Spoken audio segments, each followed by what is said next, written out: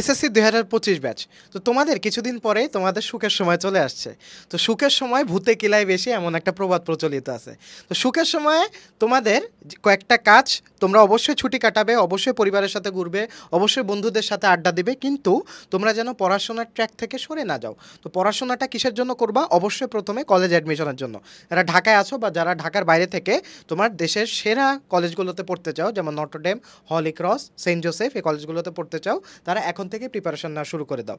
দ্বিতীয়ত, যারা কলেজ অ্যাডমিশনের প্রিপারেশন নিচ্ছ না, তারা স্কিল ডেভেলপ করতে পারো এই সময়।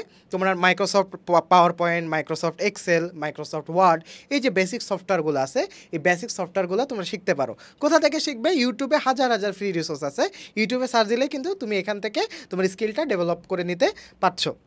এবং তৃতীয়ত, তোমার এই সময়টাতে তোমার যে চ্যানেলগুলো ফলো করবো, ওই চ্যানেলগুলো যেন পরবর্তীতে তোমার কাজে লাগে। অর্থাৎ এই চ্যানেলগুলো অবশ্যই যেন এডুকেশন পারপাস হয় এবং স্কিল পারপাস হয়, এই জিনিসগুলো তোমরা খেয়াল রাখবে।